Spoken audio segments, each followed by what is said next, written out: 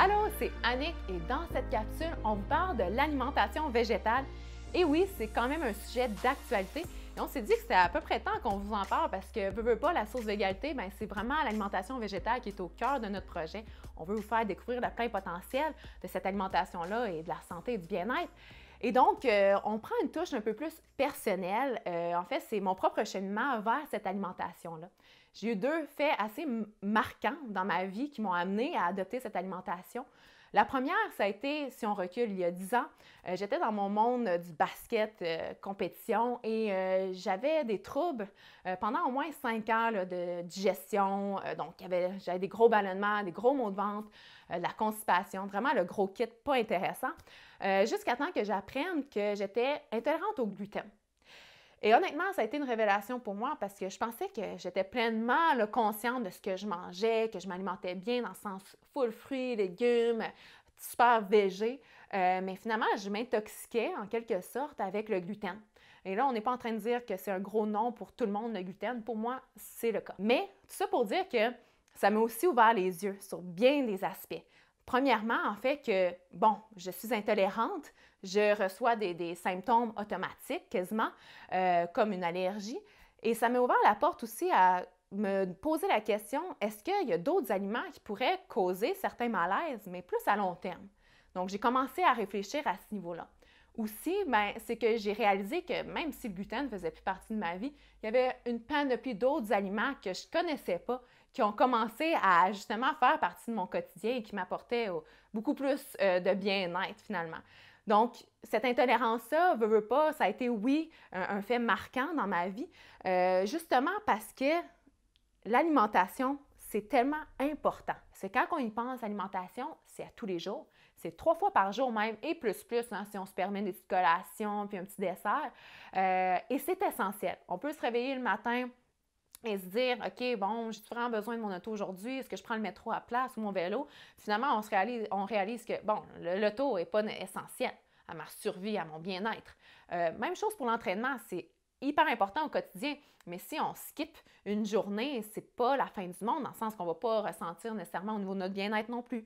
Mais l'alimentation, omettre de manger toute une journée, honnêtement, vous allez le sentir au niveau de l'énergie. Et c'est là qu'il ne faut pas négliger l'importance de l'alimentation et la qualité des aliments qu'on choisit. Donc, c'est essentiel et c'est à tous les jours. Donc, chaque choix qu'on fait a une implication au niveau de notre santé. Donc, vraiment, comme vous voyez, cette intolérance-là, ce premier fait marquant, ça m'a ouvert mes yeux finalement à la réalité de l'alimentation en général. Par la suite, j'ai eu la chance de travailler dans un centre holistique qui était à Québec, qui combinait yoga et un comptoir cru végétalien. Et dans cet espace-là vraiment inspirant, on offrait une détox de 1 mois. La première semaine, c'était, on adopte une alimentation végétarienne. Easy peasy pour moi, dans le sens que j'étais déjà pas mal végétarienne. La deuxième semaine, par contre, on adopte le végétalisme. Donc, on est végétalienne pendant 1 semaine et les 2 dernières semaines, c'était des semaines qu'on mangeait cru. Donc, je vous avouerais qu'une détox, ça fait du ménage, on purifie et ça nous fait cheminer vraiment personnellement. Et la deuxième semaine, la semaine végétalienne, on a parlé de 2 sujets qui m'ont vraiment marqué. Le premier sujet, c'était que finalement, je réalisais, avec des faits scientifiques très bien étudiés, qu'on pouvait très bien vivre notre vie, si pas mieux, avec une alimentation végétale et que des aliments provenance d'animaux, donc que ce soit de la viande ou que ce soit des produits laitiers ou des œufs même, c'était non nécessaire à notre santé. Donc, on pouvait pleinement vivre notre vie, si pas mieux, sans ces aliments-là. Donc ça a été une des révélations à travers la détox. La deuxième, c'est qu'on a parlé aussi de la réalité de l'industrie d'élevage d'animaux.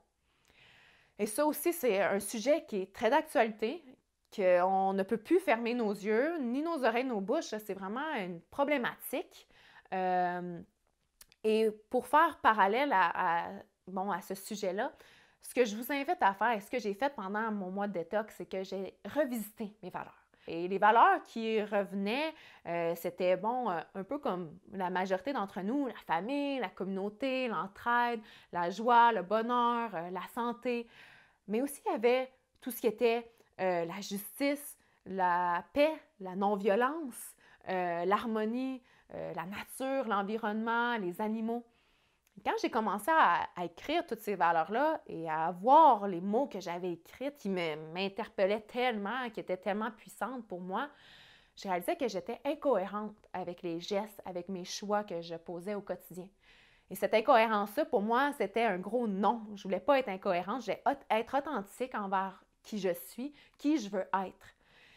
Et donc, ça a été beaucoup plus facile pour moi de changer, de choisir autrement parce que ça me faisait du bien de dire que les choix que je vais faire, non seulement je vais être heureuse à les faire, mais ça va faire du bien à l'ensemble, non seulement de ma santé, mais l'ensemble de la santé de la planète et la non-violence envers les animaux. Donc voilà, c'est comme ça que j'ai cheminé, hein? Ça n'a pas été drastique, ça n'a pas été du jour au lendemain, mais ce que j'ai appris, c'est que chaque choix, c'est un vote.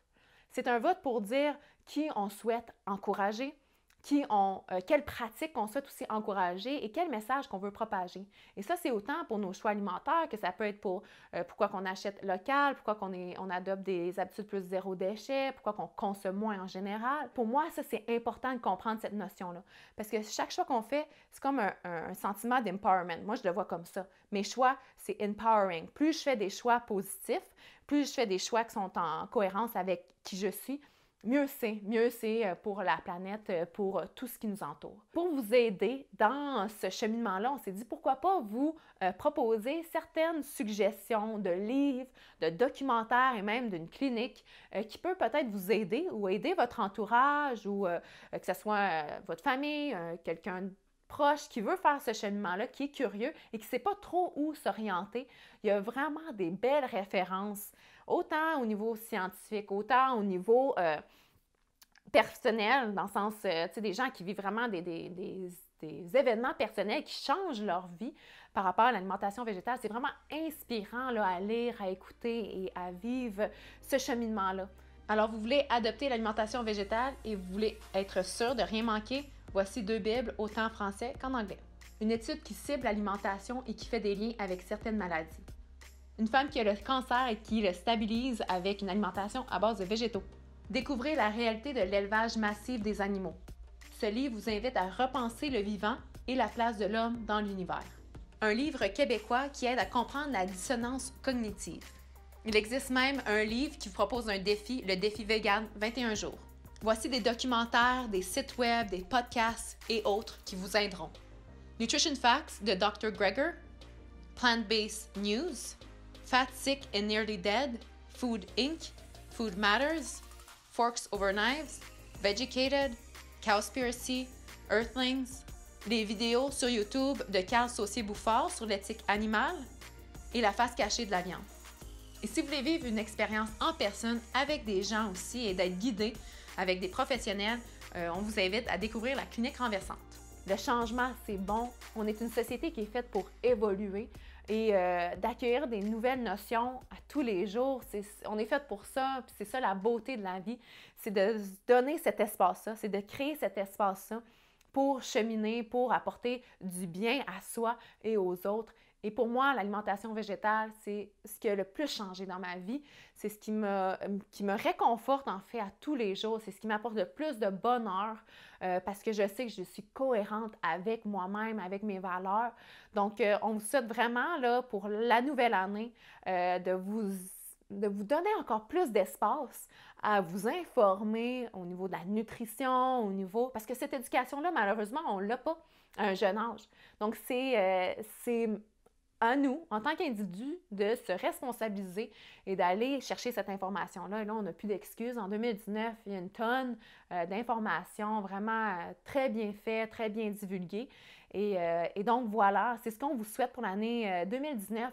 Plus de temps à vous connecter avec votre santé, avec tout ce qui se passe au niveau de l'environnement et de peut-être faire des exercices, de revoir vos valeurs, peu importe, on n'est pas ici pour dire quoi faire, on est juste ici pour vous donner plein de possibilités pour vous aider justement à évoluer à votre façon, à votre rythme. Donc voilà, merci.